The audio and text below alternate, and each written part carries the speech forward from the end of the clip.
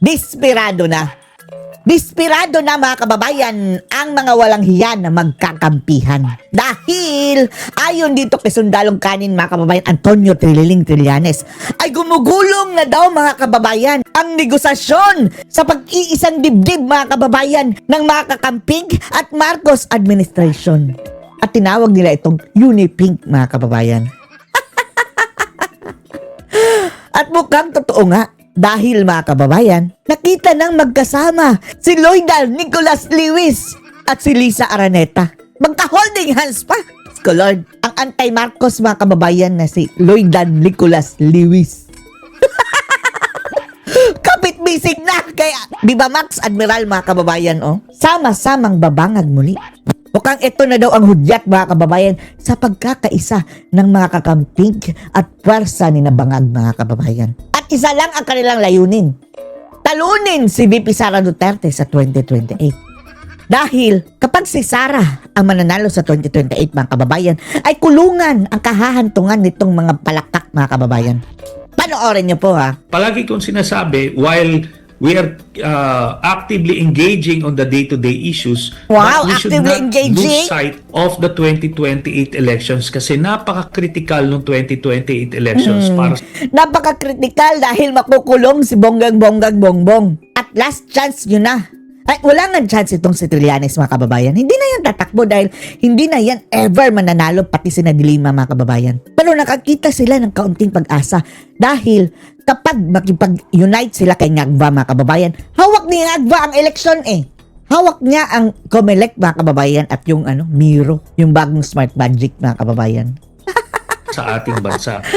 Aroy. Mali ang pagkapili ulit ng mga kababayan natin dito, Wow! baka hindi na tayo tumatag. Ay, hindi Kulong ka talaga, asong ulul.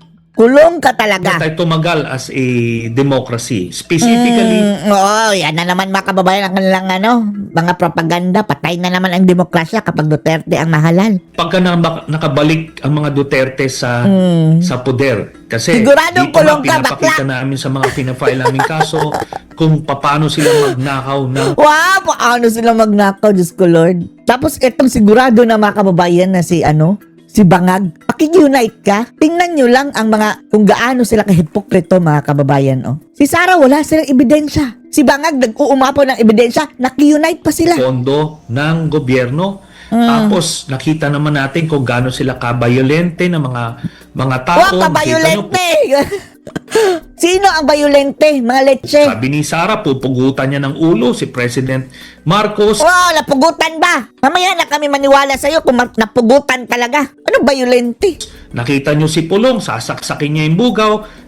Nasaksak ba? Baka ikaw pa masaksak, Trillanes. Sa kakadaldal mo Nakita dyan. niyo yung tatay, di ba? Libo-libo yung pinapatay na Pilipino. Wow, libo-libo. Nasaan ang mga testigo? Wala nga, naghahanap pa nga kayo ng testigo. Tapos bakit 49 lang ata mga kababayan?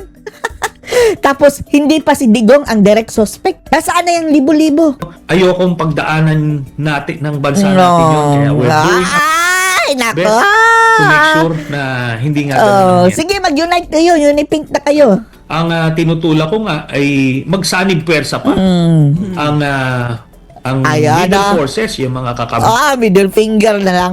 Middle forces na mga kababayan. Pink and the others with the administration supporter. Unipink and the others, which is the mga bangag mga kababayan, mga dilaw, mga pulahan, mga rebelde, kaliwa. With the Marcos administration, sige! Go! Magsanay pwersa kayo. Ngayon na. Akala siguro nila mga kababayan kaya na si VP Sara. Kasi pagka ganun, mas malaki yung tsansa talaga. Napunta kayo sa Inidoro. Matatalo nyo yung mga pwersa ng mga Duterte. You wish. Yun ang tinutulak ko personally. Ikaw kaya itulak namin. Nakita natin yung kakamping forces na buhayan ng loob kahapon dahil Nabuhayan. nakita si Senator Kiko at saka si Mayor Lenny. Sige, patakbuhin niyo ulit si Lutang. Yeah. Matsing din, So, kumbaga, yan yun. Pero nakita naman natin yung resulta kung yung kakamping lang ang tutulak. Di ba? Nagkaroon na ng ceiling Speaking of tulak, mayroon ba kayong mga tulak dyan? Parang push mga kababayan? Good Lord. Baka literal na pusher. Diyos ko Lord. Sa below 30%. And it was not enough. And it was Not enough daw ang kakamping. So, kailangan nila ang bersa ng bangag. enough again. Lalo na ngayon, wala pa nga tayo sa kung sinong napili talaga na tatakbo di ba? So lalong hindi natin nakikita yan. Kasi after nung 2022 elections, yung 30% na bumoto kay then VP Lenny 30%? ay nag-disintegrate kasi hindi naman na-consolidate yun dahil napabayaan na. So may magbaback to disintegrate. zero ka ulit. And you cannot assume anymore.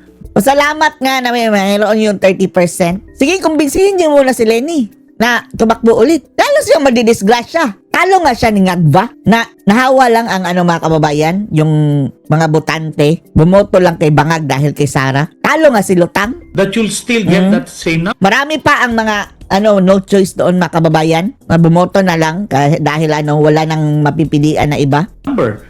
Kasi maraming naglipatan na ng kampo, di ba? Maraming, may mga botante ngayon, yung mga 12 years old noong 2022 ay magiging 18 years old na itong 2028. Botante na sila. For all you know, hindi na nila kilala si Lenny at that time. So, Sino yan? Na hadukin mga kababayan.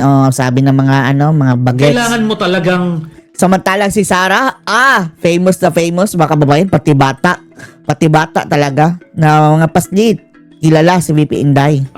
mas maaga-agang magpakilala. Eh ngayon kasi si Sara umiikot na Tayo talaga ang kawawa kapag Natataranta sila mga kababayan dahil si Sara umiikot na daw. At isa yan sa mga dahilan mga kababayan na ginurgur nila ang pagka-DepEd secretary ni VP Inday. Pinressure nila na pinressure hanggang umalis. Dahil naglilibot si VP Inday sa buong bansa sa pamamagitan ng DepEd. Tapos yung mga senior high, darating ang panahon mga kababayan na magiging na sila, botante.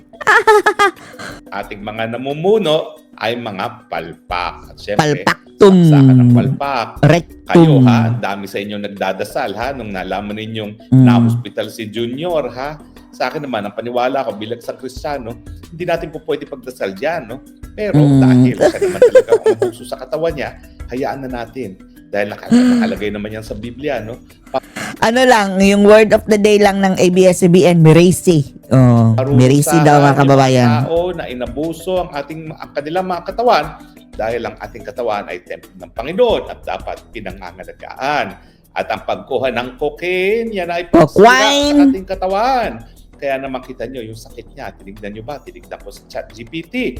Yung sakit niyang sinasabi, ayan po ay posibleng epekto ng cocaine use, extended cocaine use. Kaya Meron ding nagsabi na dahil sa colon daw yun mga kababayan, particularly lower colon, yung malapit sa puwetan mga kababayan, baka kung ano-ano daw mga pinapasok. Yan ang spekulasyon nila. Ewan lang din natin, hindi tayo eksperto dyan. pinagbabawal Meron ba siya pinapasok sa kanyang, dyan sa likuran niyang bahagi ng katawan? Likurang butas? ang cocaine na yan dahil nakakasira sa katawan. Malay natin. Bakit naman kasi nagbibisyo pa ng ganyan at nagpupumilit mag-presidente? Buti sana kung siya isang pribadong individual, wala tayong Nagpupumilit, Kapal ng pagmumukha mga kababayan. As if, ang galing-galing niya. Diyos ko Lord, vangin. pakialam kahit ano pang gawin niya, kahit ano pang lamunin niya mga pinagbabawal na gamot. Pero habang siya ay presidente, nakasalalay sa kanya ang buhay ng mahigit 100 million ng mga Pilipino na naghahanap ng solusyon. Doon sa problema ng walang tigil na pagtaas sa presyo ng bilihin. Kanina po may nakausap akong OFW dito. Kanina nga pala po, kamusta kay Jong at saka kay Ann. Dalawa po silang nakita Jong sa Ann. embassy, kumukuha ng passport, mga nagtatrabaho Buti wala si Kim. Dahil naandyan na si Jong at saka Ann Kumusta kay Kim, Jong at kay Ann? Croatia, At sabi Corny, nila, si Ann, ako na-shock siya sa taas Un pala yun mga kababayan. Hindi pala yung Ann.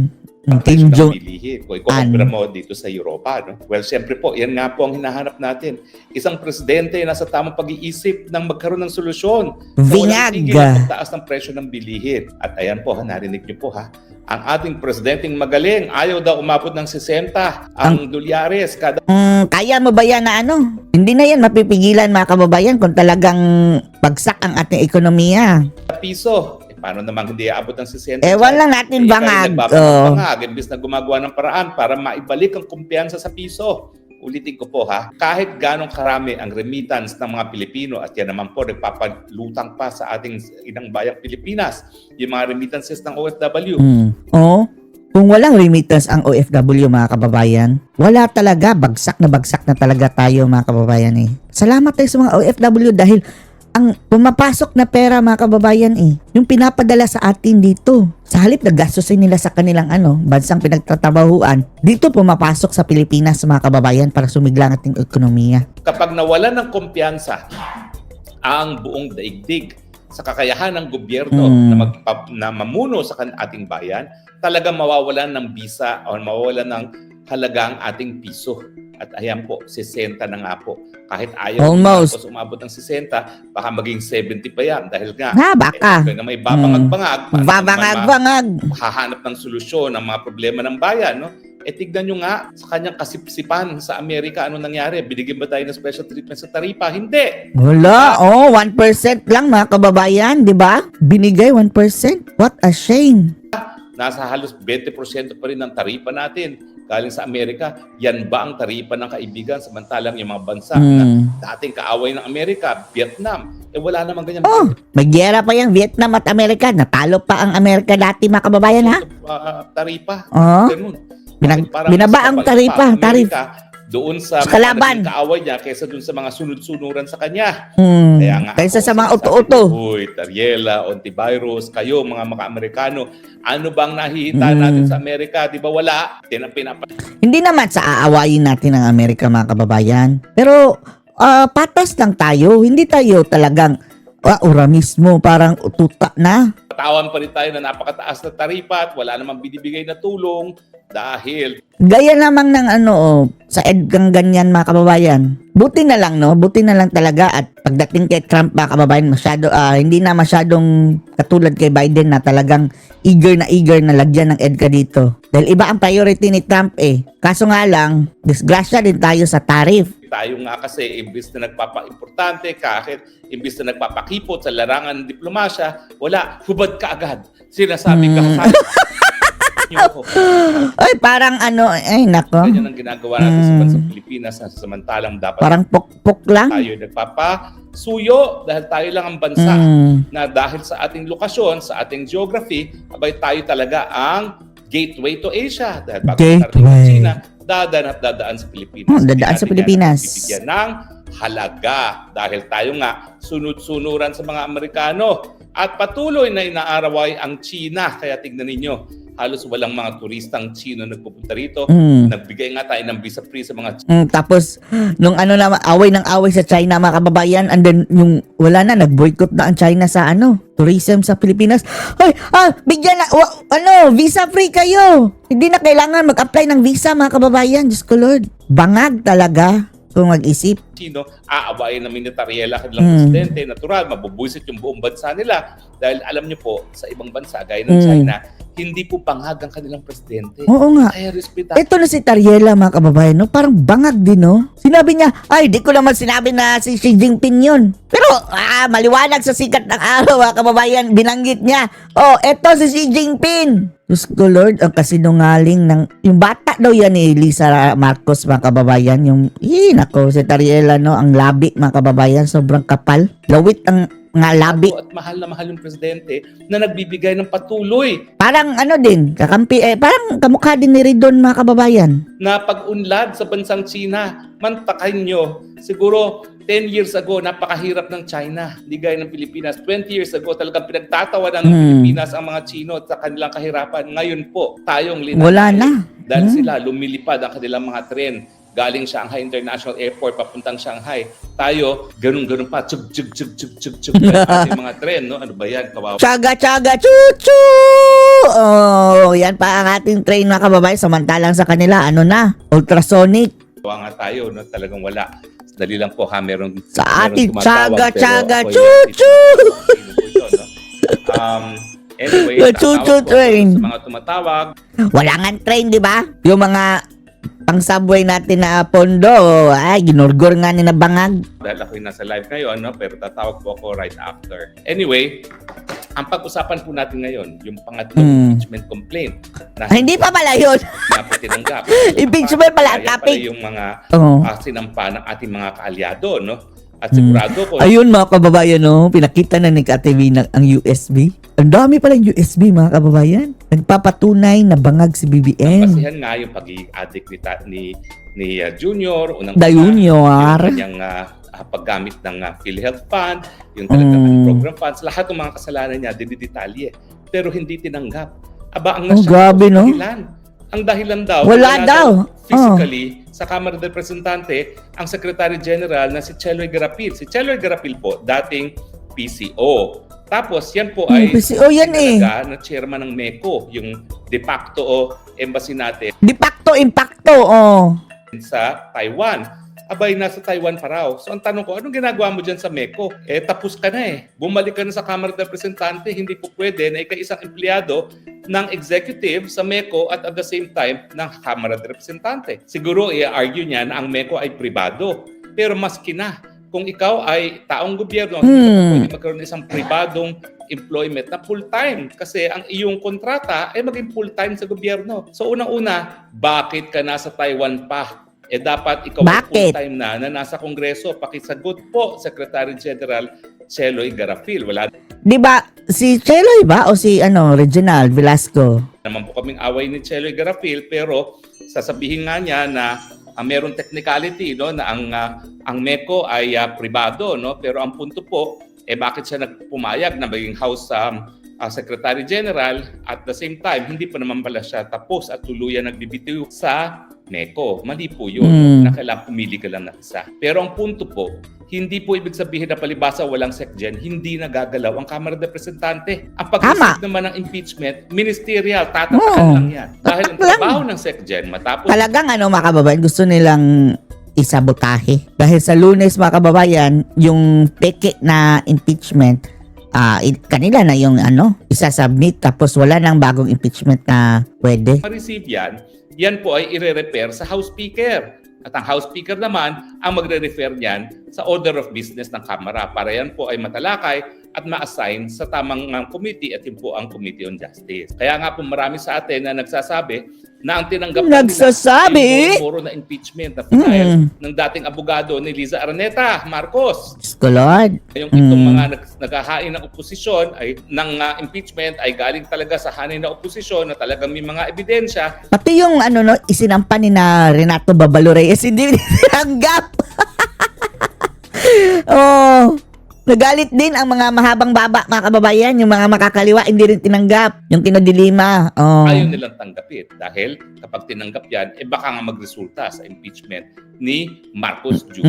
na ayaw nilang mangyari dahil ang gusto nga nila, Marcos forever. No? Marcos Pero forever! yan po ay paglabag sa saligang batas. Wala pong karapatan na hindian ang pagtanggap ng kahit kaninong impeachment complaint.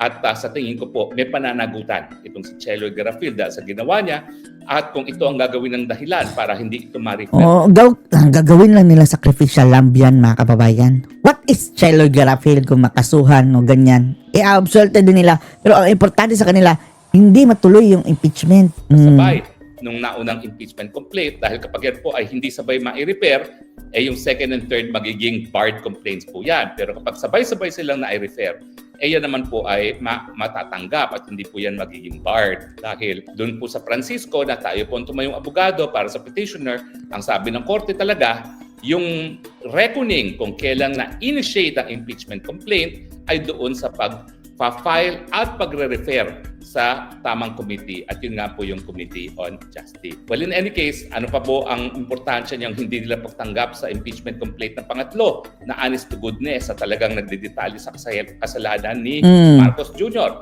Bangag. Nagsalita na po ang Zaldico na siya ay handang tumistigo sa third impeachment complaint kung Oo nga, no? Willing mo tumistigo. nakadetalye rin yung pagtanggap ng Marcos Jr. ng 25 billion. Yan po ang kanyang tongpats na nanggaling sa kanyang 100 billion. Marami siyang ebidensya, mga kababayan. Personal Diba? evidences. Alam niyo po, binira na ako ng mga kapwa DDS kuno. Pero duda po ako kung talaga totoong DDS yung mga yon. Dahil ang sabi Sino? nila, hindi daw dapat pinupuri si Zaldico. Hindi ko po pinupuri si Zaldico. Lahat po ng mga nagsisiwalat ng mga katarantaduhan kung sila'y kasabwat ay kapwa kriminal. Ang katotohanan lang po, kung nais natin talaga mapanagot ang pinakamalaking mga kriminal, talagang tanggapin natin na yung mga krimen gaya ng korupsyon ay hindi po nangyayari na nakikita ng lahat. Talagang sabwatan po yan at itinatago. At kung kinakailangan na kunin ang testimonya ng isang nagkasala rin para mapatunayan na yung mga tunay na mas malalaking pananagutan ay dapat maparusahan, tatanggapin mo natin yan. Kaya nga po meron tayong tinatawag na state witnesses o din naman kaya mga testigo na binibigyan proteksyon sa Witness Protection Program at ang kaparehong benepisyo na binibigay kapag ikaw ay nadeklarang state witness at ikaw ay nakapasok sa witness protection ay yung tinatawag na testimonial immunity na hindi ka po pwedeng maparusahan sa kahit anong impormasyon na sasabihin mo dahil importante nga yung mga testimonya mo para mapatunayan ang nagkakasala. So ako po hindi ko sinasabing malinis si Zaldico. I'm so At least nagsasalita na mga kababayan. Dati asarte kay Zaldico pero ngayon nilaglag na si Bangag at si Martin Romualdez. Ano pa bang gusto nyo? Di ba siya, wala nang iba mga kababayan. Pasalamat nga tayo at mayroong kumanta. Dahil hindi si Zaldico ang mastermind mga kababayan Ang mastermind ay yung taong talaga mga kababayan. Pag-determine na mastermind is kung aalisin natin siya, mangyayari pa ba ang mga pangyayaring ito? Kahit hindi si Zaldico mga kababayan ang naging appropriation committee, mangyayari pa rin ang kurakutan. So, ibig sabihin, hindi siya ang mastermind. Ang mastermind ay si Bangag mga kababayan at si Romualdez. Dahil kung wala sila, walang kurakutang mangyayari talaga. sorry, Zaldico, kung nanonood ka. Talagang meron kang pananagutan. Mm. Pero kung kinakailangan ang iyong Siya ang dapat state witness. testimonya para mapanagot ang mas Tapos, restitution afterwards. malaking pananagutan gaya ni Marcos Jr. at ni Romualdez, bakit hindi natin siya bibigyan ng testimonial immunity? Nandoon na ako, nagkasala si Zaldico. Pag-usapan na natin kung anong mangyayari dun sa mga kayamanang nakuha niya. Pero ang importante, mapanagot yung mas malalaking isda gaya ni Marcos Jr. at ni Tambaluslos at kung kinakailangan ang testimonya ni Zaldico, so be it. Kaya nga alam po, nung ako po'y kongresista, nung 17th Congress, sinubukan ko pong isulong nga itong Whistleblower Act. Kasi alam natin na kapag hindi binigyan ng proteksyon ng mga whistleblower, hindi mapaparusahan yung mga malalaking isda. Nabigo po ako, hindi ko yan naisabatas. Pero ngayon, pwede naman po sa ating rules of court, yung pagiging state witness, at saka doon sa batas na bumuo ng Witness Protection Program, narariyan na rin po yung karapatan ng isang whistleblower na magkaroon ng testimonial immunity. Immunity. Kaya nga po importante na tanggapin yung impeachment complaint na yan dahil kapag di po tinanggap yan, wala pong kapangyarihan ang DOJ sa ngayon na magbigay ng testimonial immunity. Pwede po magbigay ng testimonial immunity kung itong si Zaldico nga po ay magte-testify sa isang impeachment trial. Kaya lang, malinaw, dahil nga ayaw nilang tanggapin man lang, paano tayo makakarating sa trial? Pati nga pagtanggap, ayaw nilang gawin. Ay, hindi po pwede magsimula kung hindi naman tatanggapin. Talaga naman pong desperado sila na makaiwas sa pananakit ang ating bangag na presidente. Well, pag-usapan na rin po natin na talagang sunod-sunod ang sinasabi nila, si Zaldico, papa-extradite namin, hindi po may passport palang Portugal yan. Puro, salita lang. Ngayong sinasabi ninyo na merong iba ng passport si Zaldico at Portugal daw, at yung Portugal wala naman tayong extradition treaty, suntok sa buwan po yung sinasabi nyo mapapabalik nyo si Zaldico. Dahil mapapabalik nyo lang yan kung merong ang extradition treaty. Siyempre, susubukan ninyo yan out of diplomatic committee. Ang problema po sa out of diplomatic committee, ang Portugal naman po ay nasa Europa at sasabihin lang ni Zaldico na ang kulungan sa Pilipinas are torturous ang kondisyon, mapipigilan na po ang kanyang pagpapabalik sa Pilipinas, assuming na voluntaryo makikipagtulungan ng Portugal kasi wala namang obligasyon ang Portugal na extradite si Zaldico kung walang extradition treaty. Yung tinasabi nilang red alert notice ng Interpol, lilinawin ko po sa Europa, walang kahit sinong European country ang tatanggap ng red alert notice para mag-extradite isang tao. Kinakailangan pa rin po order ng hukuman. Wala po kahit sinong bansa. Siguro ang exception lang dyan, Czech Republic. Pero tinignan ko na po isa-isa, hindi talaga sila nagpapadala ng kahit sino on the basis of red alert notice kung walang order ang hukuman nilang lokal. At hindi naman po magkakaroon ng order ang hukumang lokal kung wala naman pong extradition na nakapending at hindi naman po pwede mag-extradition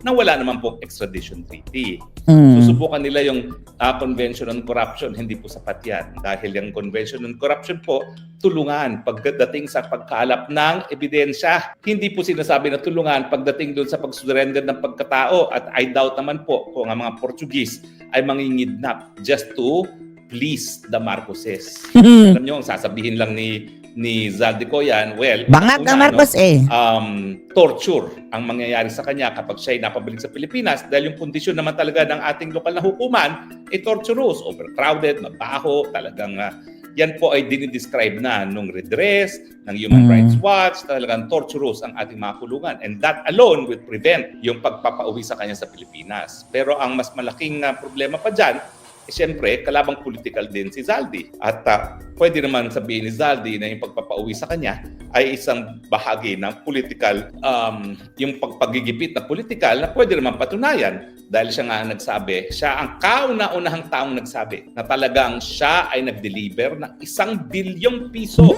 ni Marcos Jr. bilang one of the many, ha? kanyang kaparte sa 100 billion na insertions na pinalagay niya doon sa 2025 budget. At syempre, pwede rin niya sabihin dahil dito may banta ang buhay niya.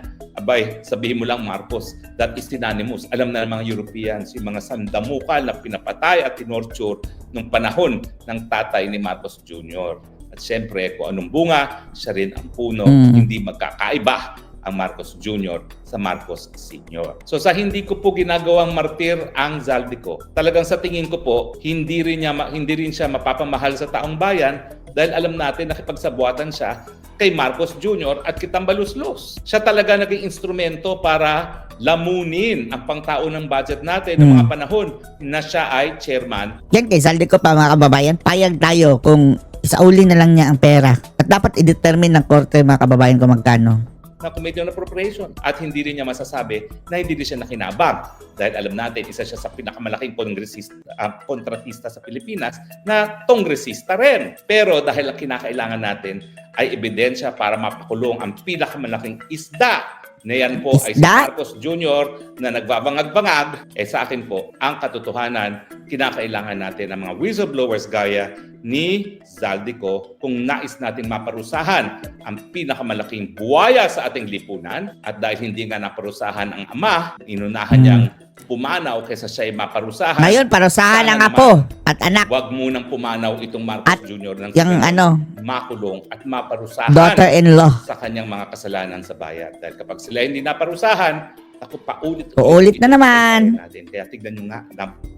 In the future, mga kababayan, sasabihin ng anak ni Sandro, ang kasalanan ng aking lolo, mga ninuno, ay hindi ko kasalanan. Kaya sama-sama tayong babangag muli. Budol tayong lahat. Nag-take two na naman ang mga Marcoses, samantalang alam natin Take two namang kung jablo. ano na talaga ang ibig sabihin ng Marcos na pangalan. Korupsyon, Hudas. diktadura, paglabag sa karapatang pantao. Pero mga Pilipino, matuto na tayo, Talagang kinakailangan, gamitin na natin ang kapangyarihan natin. Gamitin na natin yung provision ng people power na sa kauna-unahang pagkakataon ay narariyan sa ating saligang batas. Huwag na po natin antayin ng 2028 dahil ang 2028 baka wala ng bansang Pilipinas. Baka 100 pesos na ang dollars. Nangyari po yan noong panahon ng Marcos Jr. At mukhang lahat ng nangyari sa Marcos Jr. ginagawa ni Marcos Sr. ay ginagawa ni Marcos Jr. Nagkaroon po ng hyperinflation, nagkaroon po ng saksakan ng bagsak ng balor ng piso from 7 Saksakan ng naging 25. bangag. Naku, baka mamaya maging 200 pa ang dolyares. Huwag na po natin antayin yan. Dahil yan po talaga, ibig sabihin, talagang malulunod na tayo sa kahirapan. Malulunod na tayo. Paano na lang ating savings? Batas po yan. Meron tayong kapangyarihan na tinatawag ng people power at pwede na nating sisantahin. Disgrasya ang ating na yan, mga kababayan. Buti na lang, hindi masyado malaki ating savings. Dahil yung pera nating, ang value, yung 1,000 nating mga kababayan, wala na. Parang 500 na lang yan. Ang mga presidenteng hindi na po kayang gampanan ang kanilang katungkulan. Kulan Pwede sa ba ho? bayan. Unless gusto nyo mawala na talaga ang Republika ng Pilipinas, unless gusto nyo magpatuloy lumangoy sa tubig baha, unless gusto ninyo na hindi lang kalahati nagugutom, kundi lahat nagugutom, Lahat na. sige, Para antayin pumayat. ang 2028. Anyway, maraming salamat po sa inyong patuloy na pagtangkilik. Maraming salamat. Na raw ako. Hanggang Anong masasabi dito mga kababayan? Post your comments below.